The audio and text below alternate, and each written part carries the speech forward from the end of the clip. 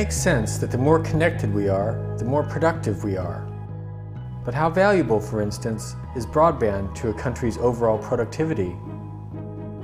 Is there any way of measuring how much broadband is worth?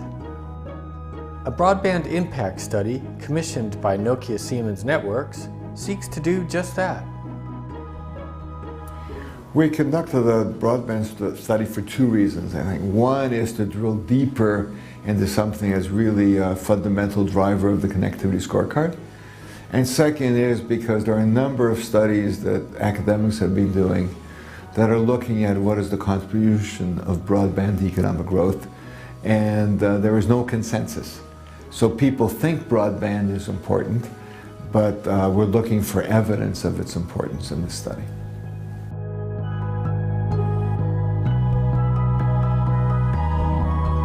The connectivity scorecard was, first of all, not a statistical study as such. Secondly, a connectivity scorecard had a specific benchmarking purpose related to it, which is not the goal behind the broadband study. The goal behind the broadband study is not to rank countries according to how much broadband or what type of broadband they have. It's to get some idea of the benefits that are being created by broadband.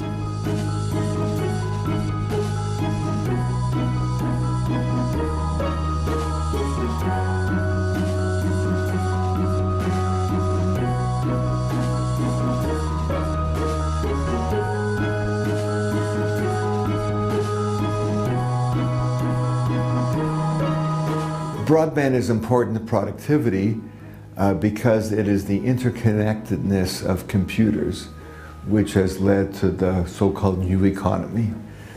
It is really the spread of bandwidth. When we talk about broadband, what we're really trying to measure is bandwidth.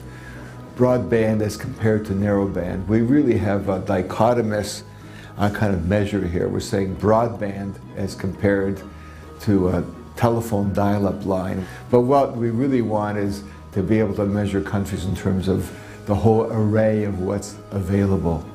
So this is kind of the first step in saying broadband as compared to a telephone line, which is narrowband. I think the overall message that we want to give is a very positive one. That broadband has produced significant economic benefits. We can clearly see those benefits using a statistical methodology in some of the countries that we looked at. For other countries, it may simply be a matter of time before those benefits from broadband show up.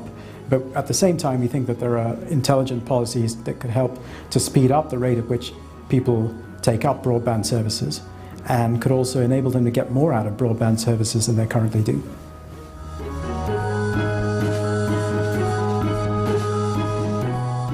There are many trends that are shaping the industry, and especially when you think about broadband or the internet, where we're facing with trends that are the massive growth of demand for bandwidth, so capacity as such, and broadband is one of those.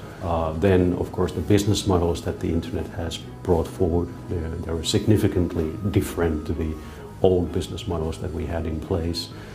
And at the same time, the trends of people utilizing the technologies are changing. It's not simply anymore business to consumer type of services or business to business services, but it's very much about consumer to consumer services or user to user services. So we're seeing that now the more advanced HSDPA and LTE applications of wireless, which are enabling bandwidth anywhere. That's a fundamental new shift. On the wireline side, we're seeing the competition in fiber investments.